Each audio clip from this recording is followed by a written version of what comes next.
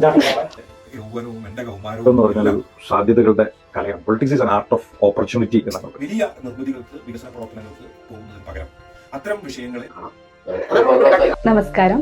ഇന്ന് talk with മീനങ്ങാടിയിൽ നമ്മളോടൊപ്പം ഉള്ളത് മീനങ്ങാടി ഗ്രാമപഞ്ചായത്ത് പ്രസിഡന്റും DCC ജനറൽ സെക്രട്ടറിയുമായ KE വിനയനാണ്. വിനയേട്ടന്റെ വിശേഷങ്ങളും അതുപോലെ തിരഞ്ഞെടുപ്പ് വിശേഷങ്ങളുമാണ് നമ്മളിവിടെ പങ്കുവയ്ക്കാൻ പോകുന്നത്. വിനയേട്ട, ടോക്ക് വിത്ത് മീനങ്ങാടിയിലേക്ക് സ്വാഗതം. ആദ്യം കുടുംബവിശേഷങ്ങളായാലോ? മീനങ്ങാടിയുടെ വാർത്താ ജാലകമായി പുതിയതായി മിഴി തുറന്ന ന്യൂസ് മീനങ്ങാടിക്ക് ആമുഖമായി എല്ലാ ഭാവുകങ്ങളും നേരുകയാണ്. ഒരു പൊതുപ്രവർത്തകൻ എന്ന നിലയിൽ, പാർട്ടിയുടെ സംസ്ഥാന കമ്മിറ്റി അംഗം എന്ന നിലയിൽ യഥേഷ്ടം സംഘടനാപരമായ ഉത്തരവാദിത്തങ്ങൾ വയനാട് ജില്ലയിലുണ്ട്. അത് കുറച്ചുകൂടി കാര്യക്ഷമവും ഉത്തരവാദിത്വബോധത്തോടു കൂടി നടപ്പിലാക്കാനുള്ള സമയവും സാഹചര്യവും രൂപപ്പെടും. അതിൽ കൂടുതൽ സമയം ചെലവഴിക്കാം എന്ന് അതുമായി ബന്ധപ്പെട്ടുകൊണ്ട് കരുതുകയാണ്. കുടുംബവും കുട്ടികളൊക്കെ? ഭാര്യ ഇവിടെ ഒരു സ്വകാര്യ വിദ്യാഭ്യാസ സ്ഥാപനത്തിൽ അധ്യാപികയായി ജോലി ചെയ്യുന്നു. 2 മക്കളാണ്. ഒരാൾ +1-നും ഒരാൾ 4ാം തരത്തിലും പഠിക്കുന്നു. ഒരു ഭാഗത്ത് തിരക്കുകളിൽ നിന്ന് ഒഴിഞ്ഞ് എന്നെ ലഭിക്കുക എന്നുള്ളത് അവരെ സംബന്ധിച്ചിടത്തോളം വളരെ സന്തോഷകരമായ കാര്യമാണ്. കാരണം ആവശ്യങ്ങൾക്ക്, വീട്ടിലെ കുടുംബത്തിലെ ആഘോഷങ്ങൾക്ക് ഒരു മുഴുവൻ സമയം നമ്മളെ നമ്മുടെ സമയം സാഹചര്യം അനുവദിക്കാതിരിക്കുക എന്നുള്ള ചില പ്രയാസങ്ങളുണ്ട്. കുട്ടികളെ സംബന്ധിച്ചിടത്തോളം ഇപ്പോൾ സ്കൂളിൽ ഒരു പ്രോഗ്രാമുണ്ട്. മറ്റെല്ലാവരുടെയും രക്ഷിതാക്കൾ വരുമ്പോൾ നമ്മളില്ലാതെ, നമ്മുടെ അസാന്നിധ്യം, അവരെ സ്കൂളിൽ കൊണ്ടാക്കാൻ നമ്മളെ സമയത്തിന് കൊണ്ടാക്കാം എന്ന് തലേന്ന് നമ്മൾ പറയും. കുഴപ്പമില്ല, രാവിലെ ഞാൻ നിന്നെ സ്കൂളിലാക്കാം. പക്ഷേ അന്ന് പിറ്റേ ദിവസം ആകസ്മികമായി നനച്ചിരിക്കാത്ത രീതിയിൽ എന്തെങ്കിലുമൊക്കെ സാഹചര്യങ്ങൾ രൂപപ്പെട്ടു വരും. അപ്പോൾ സ്വാഭാവികമായിട്ടും അടുത്ത ദിവസം ആക്കാം, ഇന്ന് നീ ബസ്സിൽ പോയിക്കോളൂ എന്ന് പറയും. അപ്പൊ അത്തരത്തിലുള്ള പരിഭവങ്ങളും പ്രയാസങ്ങളും ഒക്കെ ഏത് പൊതുപ്രവർത്തകരും കുടുംബത്തിൽ നേരിടുന്ന, അപ്പൊ അത്തരം ഘട്ടങ്ങളിലെല്ലാം ഈ കുടുംബം നൽകുന്ന വലിയൊരു പിന്തുണ നമ്മൾ എടുത്തു പറയുന്നതാണ്. അവരതിന് പറ്റില്ല, അല്ലെങ്കിൽ മുഖം തിരിച്ചു നിൽക്കുന്ന ഒരു സാഹചര്യം രൂപപ്പെട്ടു വന്നാൽ സ്വാഭാവികമായിട്ടും നമ്മൾ വലിയ മാനസിക പ്രയാസത്തിലാവും. നമുക്ക് ഇന്ന് നിൽക്കുന്നത് പോലെ ജനങ്ങളുടെ ഇടയിൽ നിറഞ്ഞു നിൽക്കാൻ കഴിയാത്ത, അപ്പൊ അവർ കോംപ്രമൈസ് ചെയ്യുന്ന, അവർ സാക്രിഫൈസ് ചെയ്യുന്ന, കുടുംബം ആ കുടുംബത്തിന്റെ ആരാണോ പൊതുരംഗത്തുള്ളത് ആൾക്ക് വേണ്ടി എത്രത്തോളം കോംപ്രമൈസ് ചെയ്യുകയും അവരുടെ ഇഷ്ടാനിഷ്ടങ്ങളെ എത്രത്തോളം സാക്രിഫൈസ് ചെയ്യുകയും ചെയ്യുന്നു, അതാണ് ഒരു പൊതുപ്രവർത്തകന്റെ വിജയം. അപ്പൊ ആ അർത്ഥത്തിൽ വലിയൊരു പിന്തുണ എനിക്ക് എൻ്റെ അമ്മയുടെ അടുത്ത് നിന്നും അതോടൊപ്പം തന്നെ ഭാര്യയുടെയും മക്കളുടെയും സഹോദരങ്ങളുടെയും ഒക്കെ അടുത്ത് നിന്നും രൂപപ്പെട്ട് കിട്ടിയിട്ടുണ്ട്. 2025 എന്നെ സംബന്ധിച്ചിടത്തോളം എൻ്റെ പിതാവ് എൻ്റെ ഒരു മെന്റർ എന്ന് വിശേഷിപ്പിക്കാവുന്ന എൻ്റെ അപ്പ മരണപ്പെട്ട ഒരു വർഷം കൂടിയാണ്. അപ്പൊ അത്തരത്തിൽ പൊതുപ്രവർത്തകനെ രൂപപ്പെടുത്തിയെടുക്കുന്നതിൽ കുടുംബം, പ്രത്യേകിച്ച് മീനങ്ങാടി, ഞാനൊരു 4ാം ക്ലാസ്സിൽ പഠിക്കുമ്പോൾ തൊട്ട് ഈ മീനങ്ങാടിക്കാരനാണ്. സാധാരണ എല്ലാവരുടെയും ബാല്യം വീടിനടുത്തുള്ള ഏതെങ്കിലും കളിക്കളങ്ങളോ അല്ലെങ്കിൽ കൂത്തുകൂടൽ എന്നൊക്കെ ആണെങ്കിൽ, എൻ്റെ ബാല്യവും എൻ്റെ യൗവനവും എൻ്റെ കൗമാരവും എല്ലാം ഞാൻ ആ മീനങ്ങാടിയുടെ ജംഗ്ഷനുമായി ബന്ധപ്പെട്ടുകൊണ്ട് ഈ മീനങ്ങാടിയിലെ ആളുകളോടൊപ്പം നിന്നുകൊണ്ട്, അപ്പൊ എന്നിൽ എന്തെങ്കിലുമൊക്കെ ഗുണങ്ങളുണ്ടെങ്കിൽ അത് ഞാൻ ഈ നാട്ടിൽ നിന്നും സ്വാംശീകരിച്ചതാണ്. ഞാൻ എന്തെങ്കിലുമൊക്കെ തെറ്റുകൾ സംഭവിക്കുമ്പോൾ എന്നെ തിരുത്തുകയും എനിക്ക് പ്രോത്സാഹനം തരികയും എനിക്ക് പ്രചോദനം തരികയും എന്നെ നേർവഴിക്ക് നയിക്കുകയും ഒക്കെ ചെയ്തത് എൻ്റെ കുടുംബവും എൻ്റെ നല്ല വലിയ സൗഹൃദവും ഈ നാടും ഒക്കെ തന്നെയാണ്. അതുകൊണ്ട്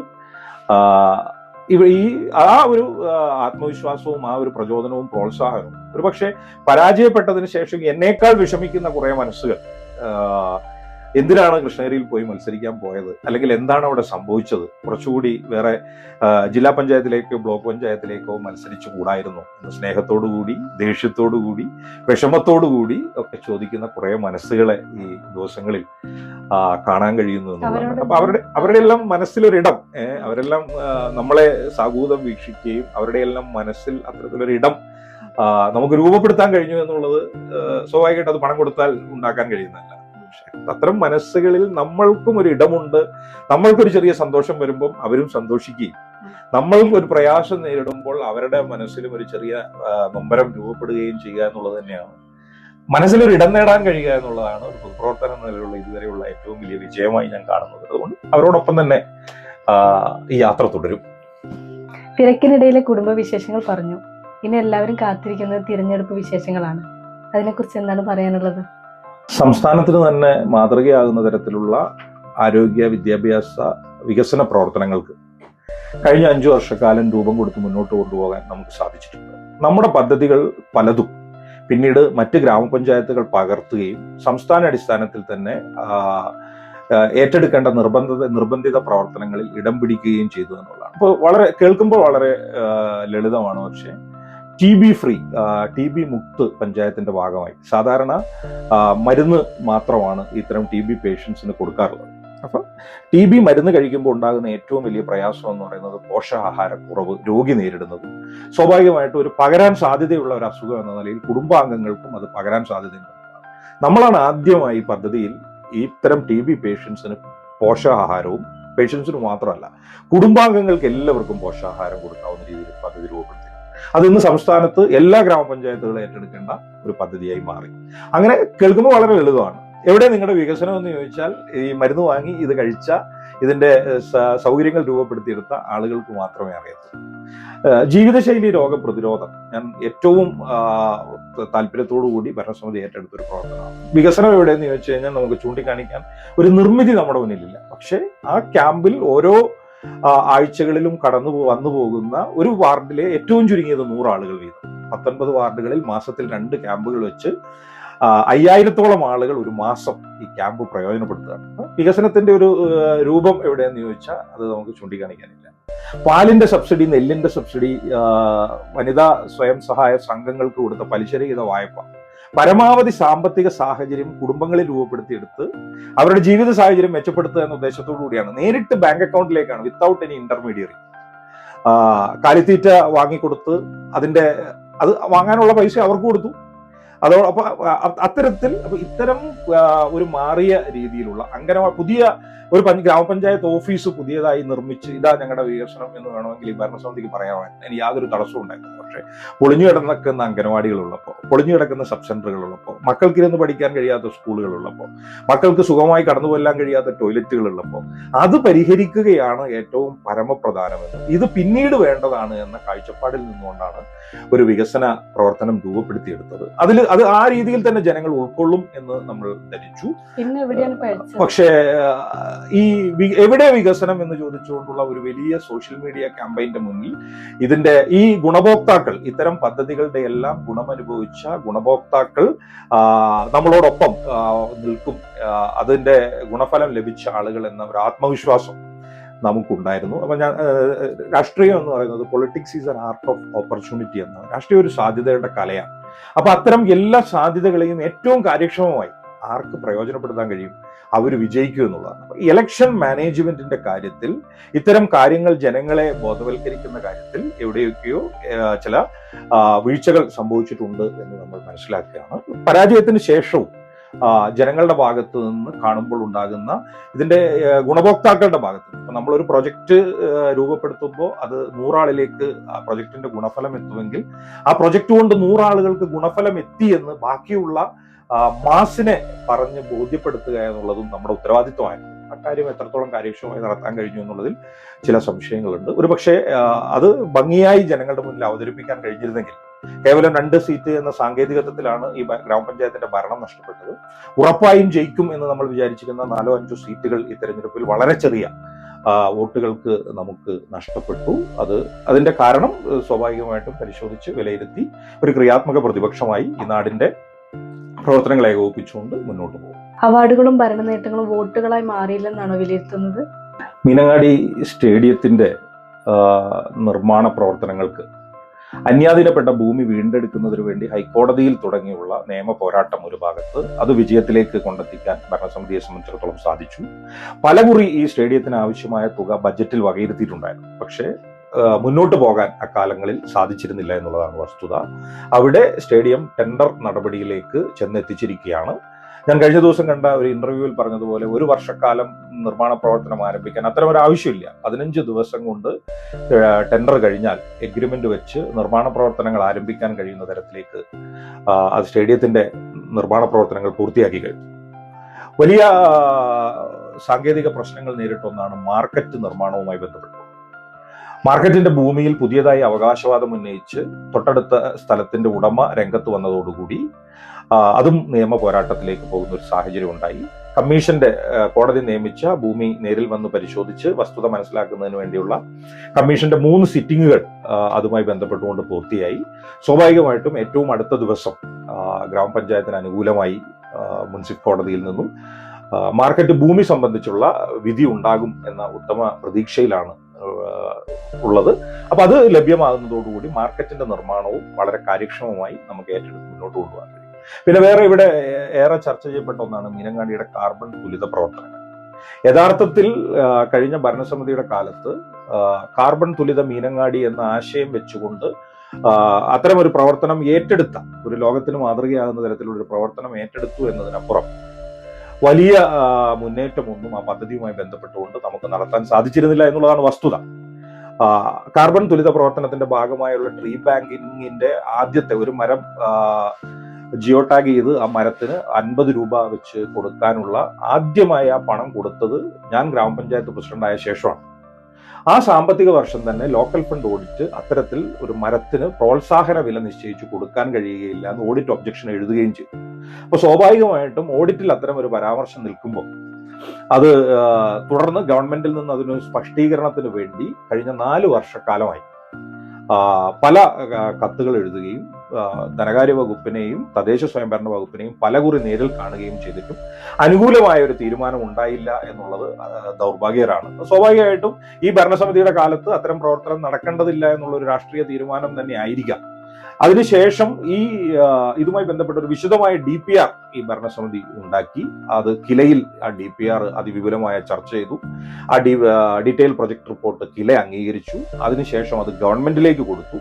അത് ഗവൺമെന്റിൽ നിന്നും ഈ ദിവസം വരെ ഈ പദ്ധതി ഈ രീതിയിൽ ഈ ലഭ്യമായ തുക 10 കോടി രൂപ ചെലവഴിക്കാൻ കഴിയില്ല. അത് ആ ഉത്തരവിൽ തന്നെ വളരെ വ്യക്തമാണ്. ആ തുകയുടെ പലിശ, ഇൻട്രസ്റ്റ് ഇത്തരം ആവശ്യങ്ങൾക്ക് ഉപയോഗിക്കാം എന്നുള്ളതാണ് അതിന്റെ ആ ഉത്തരവിൽ പറയുന്നത്. അപ്പൊ ആ ഇൻട്രസ്റ്റ് ഒരു ഭാഗത്ത് സംശീകരണ തോത് വർദ്ധിപ്പിക്കുന്നതിനാവശ്യമായ പ്രവർത്തനങ്ങൾക്കും മറുഭാഗത്ത് കാർബൺ ബഹിർഗമന തോത് കുറയ്ക്കുന്നതിനും, ഒരു ഭാഗത്ത് സിക്വിസ്ട്രേഷൻ വർദ്ധിപ്പിക്കാനും മറുഭാഗത്ത് എമിഷൻ കുറയ്ക്കാനുമുള്ള നടപടികൾക്ക് ഉതകുന്ന രീതിയിൽ ഡീറ്റെയിൽഡ് പ്രൊജക്ട് റിപ്പോർട്ടാണ് ഭരണസമിതി തയ്യാറാക്കി കിലയിൽ അതുമായി ബന്ധപ്പെട്ടുകൊണ്ട് വിഷയ വിദഗ്ധരുടെ മുന്നിൽ അവതരിപ്പിച്ച് അവരുടെ അംഗീകാരവും തോടുകൂടി ഗവൺമെന്റിലേക്ക് സമർപ്പിച്ച് അതിന് അംഗീകാരം കിട്ടിയില്ല. സ്വാഭാവികമായിട്ടും അത് ഞാൻ വിചാരിക്കുന്നത് അത് ഈ ഭരണസമിതി നടത്തേണ്ടതില്ല എന്നുള്ള ഒരു രാഷ്ട്രീയ തീരുമാനമാണ്.